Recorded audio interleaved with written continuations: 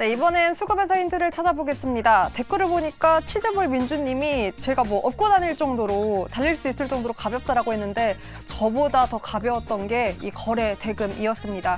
제가 이 수급하면서 얇아진 거래 대금, 가벼워진 외국인의 수급 계속해서 말했는데 오늘은 정말 기분 좋게 양시장 외국인과 기관 순매수가 들어오고 있고요. 외국인은 현재 양시장 각각 1,000억 원, 1,600억 원 넘는 순매수를 보이고 있습니다. 오늘은 또 어떤 힌트가 될 수 있을지 어제 종가 기준으로 외국인이 가장 많이 산 기업부터 점검을 해볼게요.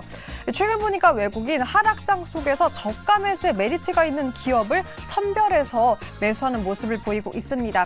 그 안에서 화장품은 아모레퍼시픽을 선택했고요. 그리고 변압기 기업으로도 구분되고 있는 LCD 현대일렉트릭도 강하게 매수를 보였습니다. 그 밖에도 반도체로는 삼성전자, 우선주, SK하이닉스를 사들인 가운데 최근 연속성을 보이면서 계속 매수 상단에 올라오는 기업, 2차 전지 안에서도 포스코 홀딩스입니다. 2차 전지를 전부 다 사진 않고요. 순 매도 기업을 보니까 SKC, LG에너지솔루션, 삼성 SDI에는 순 매도를 보이고 있는 모습도 확인이 되었습니다. 이랬던 외국인 오늘 오전 9시 51분 기준으로 보니까요. 두 반도체 대장 강하게 매수하고 있는 가운데 포스코 홀딩스 연속성 보이며 오늘 오전에도 러브콜을 보내고 있습니다. 그 밖에도 LG 이노텍이 오랜만에 올라왔고요. 에코프로 BM까지 매수하는 모습이 확인이 되었습니다. 기관 투자자의 장바구니도 점검해보도록 하겠습니다. 일단 업종별로 종목을 선별해서 체크를 했더라고요. 반도체로는 삼성전자, 2차 전지로 삼성 SDI, 그리고 방산 기업으로는 어제 또 전략을 짜봤던 하나 에어로스페이스와 함께 태양광 기업, 하나솔루션, 그리고 엔터 기업에는 하이브를 담아냈습니다. 업종별로 가득가득 다양하게 담아냈는데요. 그랬던 기간 오늘 오전에 보니까요. 외국인과 동일한 모양입니다. 삼성전자, SK하이닉스, 포스코 홀딩스를 외국인과 함께 강하게 매수하고 있는 가운데 네이버와 함께 AI 의료기기 기업 루닛을 사들이고 있는데요. 루닛은 개별 호재도 있습니다. 관련된 암 치료에 대한 결과를 미국 학회에서 보고했다라고 하는데 이에 따른 모멘텀을 주시하며 기관 강하게 매수하고 있는 모습입니다. 그렇다면 어제 우리 개인 투자자분들은 어떤 기업을 대거 사들였을까요? 보니까요, 최근 반도체의 점유율이 높아지나 했더니 다시금 2차 전지가 강하게 올라왔습니다. LG 에너지솔루션, SKC, LG화학, 에코프로 BM, 그리고 포스코 DX 일제히 다 2차 전지 관련 기업이고요. 특히나 눈에 띄었던 건 SKC. 이 전일 외국인이 강하게 매도를 했던 기업을 이렇게 개인 투자자는 강하게 사들였습니다. 최근 이러한 움직임이 계속해서 포착되고 있습니다. 같은 기업에 대해서 외국인이 매도 포지션을 취한다면 개인은 이렇게 강하게 매수를 취하고 있는데요. 이러한 움직임에서 우리는 어떤 힌트를 찾을 수 있을지, 그리고 고수님들의 오늘 관심 기업 알려주세요.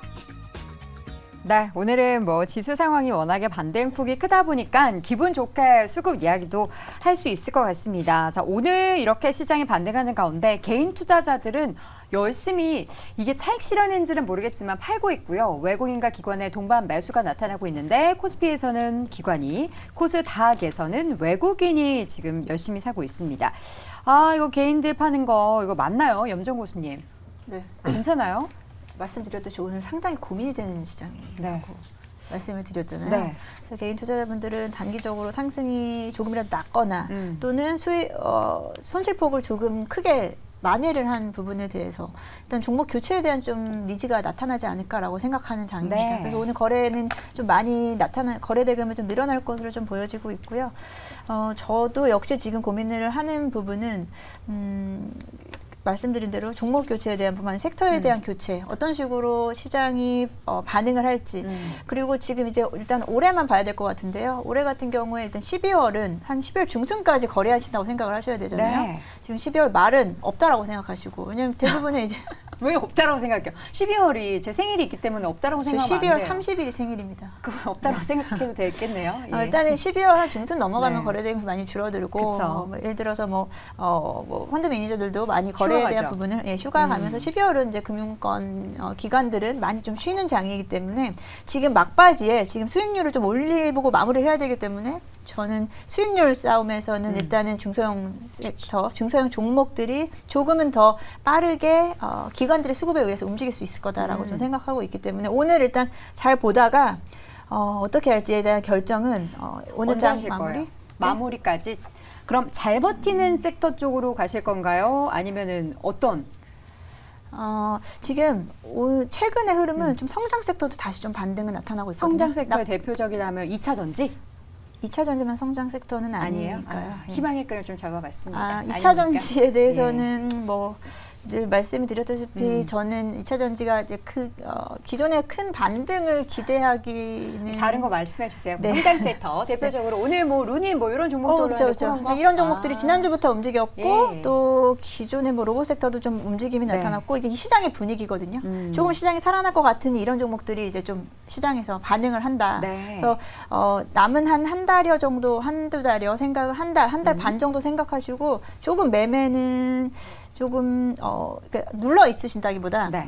조금 매매가 좀 활발한 장이 되지 않을까라고 생각하고 있습니다. 일단은 그러면 거래 대금이 늘어나면 시장은 일단은 수급면에서는 좀 돌게 되니까 저는 그 면에서는 긍정적이다라고 생각하고 있습니다. 한 달 반 정도로 봤을 때 지금 적극적으로 매매할 종목들 특히나 성장주 쪽에 있어서의 수급 유입이 얼마나 또 탄력적으로 나타나는지를 보면서 종목 선택을 해보자라고 말씀을 해주셨고요. 김대중 고수님, 오늘 개인 투자자들이 지금 수급이 유입되고 있는 그런 섹터에 네. 함께 동참을 해야 한다고 보세요? 개인 투자자를 매매 너무너무 잘하는 겁니다.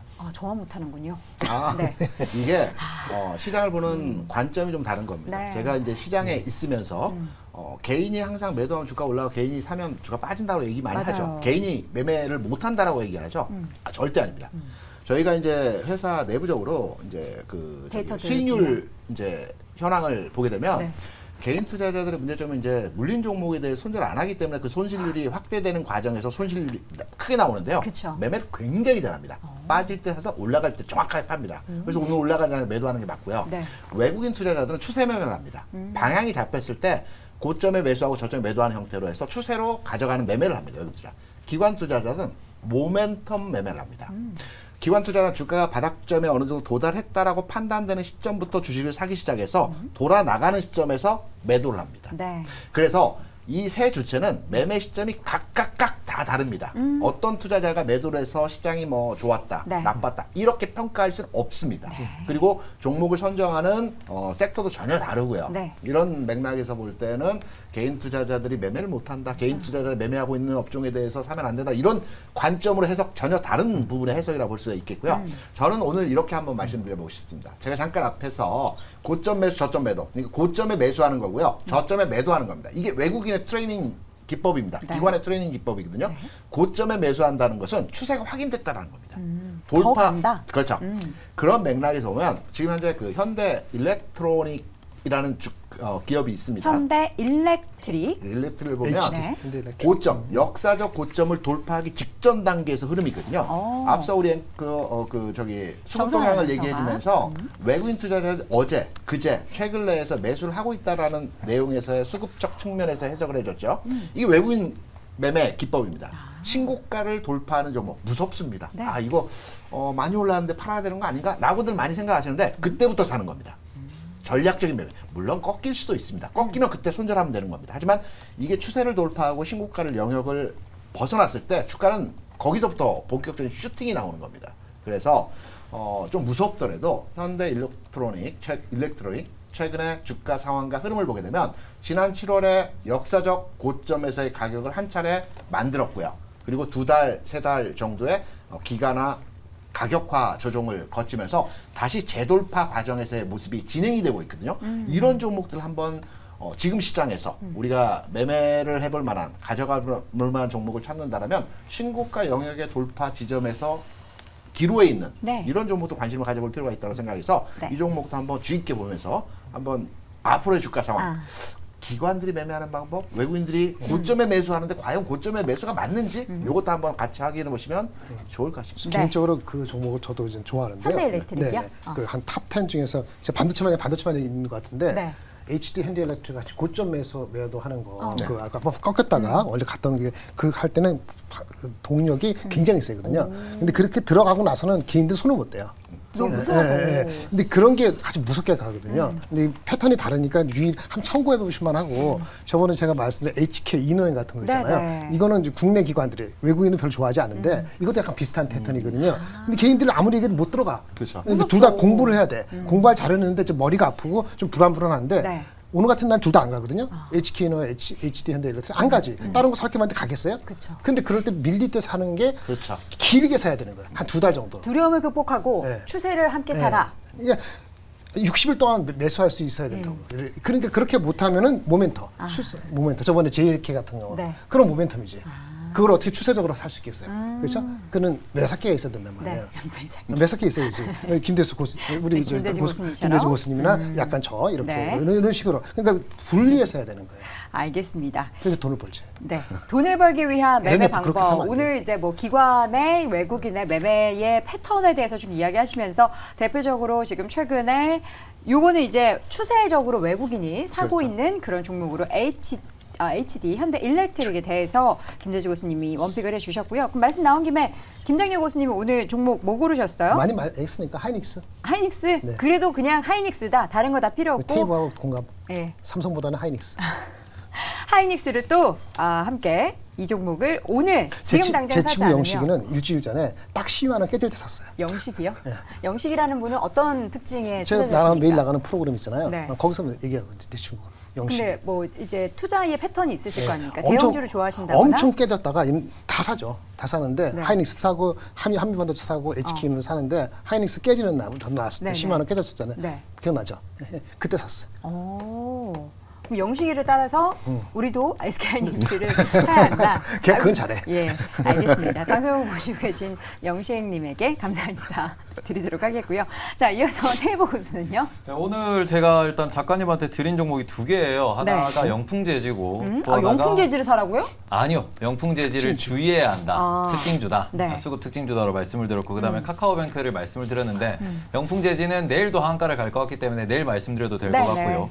카카오뱅크 같은 경우는 최근에 카카오 이슈 때문에 조금 좀 과하게 밀리는 경향이 있었습니다. 그런데 실적을 놓고 보시면 여전히 성장한다라는 점에서 이게 대주주에 관한 논란이 조금은 좀 장기화될 수 있다. 라는 점도 우리가 놓고 보시면은 네. 실적 기대감이 있다 보니 그런 상황에서 카카오뱅크 좀 차트를 보시면은 바닥에서 좀 많이 빠져서 돌리고 있는 중이거든요. 그런데 이 상황에서는 매년 30% 정도 성장을 하고 있는 인터넷은행이나 이런 특징이 있기 때문에 이 부분에서는 카카오뱅크 수급 한번 체크해 보시는 것도 좋을 것 같습니다. 네, 카카오뱅크가 되면 카카오 같이 도나요? 카카오는 아니죠. 알겠습니다. 어딜 감히. 예, 염정 교수님. 네, 저는 자율주행 섹터에서 자율주행, 네, 퓨런티어를 가져와 봤는데요. 퓨런티어. 오늘은 사실 수급주 찾기가 좀 정말 어려웠어요. 다 오르니까. 다 오르니까 좀 정신이 없어서 네. 찾기 어려웠는데 냉정하게 좀 다시 좀 정신을 가다듬고 성장 섹터에서 가장 좀 많이 빠져 있었던 이게 많이 빠진 거예요? 고점이 이제 9월 12일이었어요. 이때 이 테슬라 정도 많이 빠졌다고 염정 교수님이 하시는 건 너무 엄살이 심하신 것 같은데. 예, 알겠습니다. 지금 39,000원, 4만 원 가까이에서 주가는 2만 원대 후반까지 좀 빠졌습니다. 이렇게 빠질 이유가 특별히 없는 이유가 없는데 빠졌다. 특별 이유가 없는. LNF보다 덜 빠진 것 같습니다. 그만하세요. 예. 감사합니다. 여러분 재걱정 해주셔서. 예. 네. 재벌 걱정은 하는 거 아닌데 여러분 재벌 걱정 되게 많이 하시네요. 예, 말씀해 주시죠. 네, 퓨런티어는 일단은 뭐 자율주행 섹터 앞서 우리가 테이블 고수 얘기했듯이 앞으로 내년도까지 이어지는 성장 흐름을 가지고 있는 전방 산업은 뭐 AI 반도체 쪽 그리고 자율주행 섹터다라고 좀 생각을 하고 있고요. 최근 완성차 업계, 자동차 업계에서 이제 전기차에서의 좀 힘이 좀 빠져 있는 상황이에요. 그렇기 때문에 지금 완성차 업계 입장에서는 새로운 좀 모멘텀을 계속해서 부각시켜야 되고 그 중에서는 자율주행 네. 관련된 부분이 중요할 것이다라고 생각하고 있는데요. 자율주행은 이제 막 개화합니다. 이제 막 시작하고 이제 현대차 같은 경우에도 레벨 3에 대한 부분 상용화시키기 시작하는 게 이제 내년으로 봐야 될 것 같고요. 그렇게 된다면은 자율주행 종목 중에서 선별적으로 좀 움직일 수 있겠지만 퓨런티어 같은 경우에는 자율주행 검사 장비 업체거든요. 그리고 어떤 뭐 예를 들어서 뭐 카메라 쪽, 센서, 라이다 어떤 쪽으로 사실은 확대될지는 아직까지는 계약이기 때문에 좀 불투명할 수 있어요. 네. 너무 헷갈리시면은 이제 말씀드린 대로 바스켓으로 사도 좋고요. 퓨런티어는 9월 10일 고점이 좀 순간적으로 좀 고점이 세게 나왔어요. 네. 그때 도조 컴퓨터, 테슬라 도조 컴퓨터 이슈로 인해서 강하게 나왔는데요. 지금 그렇다고 해서 이만큼 빠져야 될 건 또 없을 것 같고 이유가 테슬라는 반등이 나오지 않을까라고 생각하고 있습니다. 테슬라 반등이 나오는 이유는 2차 전지, 전기차 쪽에 대한 부분보다 네. 여전히 테슬라가 가지고 있는 다른 플랫폼에 대한 플랫폼에 대한 매력도가 다시 부각이 되면은 다른 전기차, 다른 완성차 업계보다는 조금 더 빠르게 반등이 나올 거다. 그러면은 같이 자율주행 관련된 종목들도 움직일 수 있을 거다라고 생각하고 있습니다. 알겠습니다. 이렇게 빠질만한 이유가 없었던 성장주 가운데 퓨런티어를 골라주셨고요. 이렇게 해서 네 분의 종목 다시 한번 화면을 통해 정리해드리겠습니다. 김장렬 고수는 역시나 오늘도 SK 하이닉스를 외쳐주셨고요. 김대중 고수 HD 현대일렉트릭, 염정 고수는 퓨런티어, 테이블 고수 카카오뱅크를 꼽았습니다. 네, 오늘 쟁탑5 오늘 참 흥미진진합니다. 2위 주제 확인해 보시죠.